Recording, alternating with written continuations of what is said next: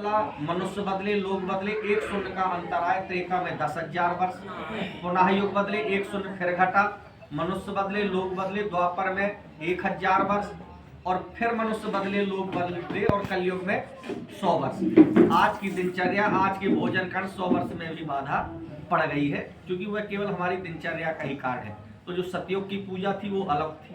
पहले हमने पढ़ा सतयुगे स्वर्ण पात्राणी, जब सतयुग में विवाह कार्य हुए तब सोने के पात्रों में पूजा हुई, और कुपरा में मणियां जड़ी थी, और जल जो है तो कहाँ से आता था, बद्री नारायण जैसे तीर्थ क्षेत्र से।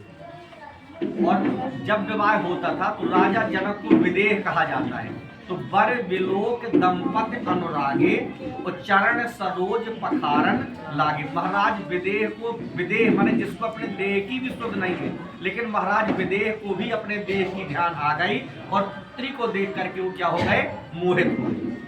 राजा विदेह को भी जो है तो वहां पर देह का अभिवास हो गया कि मैं एक राजा हूं और मेरी क्या है, एक पुत्री है, और अब मैं अपनी पुत्री का कन्यादान कर रहा हूं। युग बदला, मनुष्य बदले, त्रेता युग में तांबे के पात्रों में पूजा हुई, और प्रयागराज जैसे तीर्थ क्षेत्र से जल आया। पुनः युग बदला, पुनः मनुष्य बदले, द्वापर युग में चांदी के पात्रों में पूजा हुई, और चित्रकूट जैसे तीर्थ क्षेत्र से जल आया। कलौक जामृत का भेद, कलयुग में मिट्टी के पात्रों में पूजा होने लगी, और कुआं से जल आने लगा। लेकिन अब तो जो है तो मड़वा कहूँ घलो है, मड़वा कहूँगा वो दिया खिलाने कम से कम कबाब से 20 दर की कहूँ, भैया दिया ले दे, दिया ले दे, दिया ध्यान ना हो।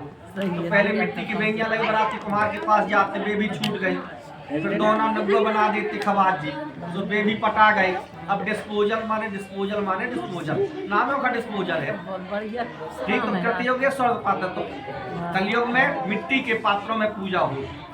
तो सतयुग में जो फल हमें 1 वर्ष पूजा करने मिलता है, त्रेता में वो 1 महीने में मिलता है, और द्वापर में वो 1 हफ्ते में मिलता है, और कलयुग में वही फल 24 घंटे में मिलता है।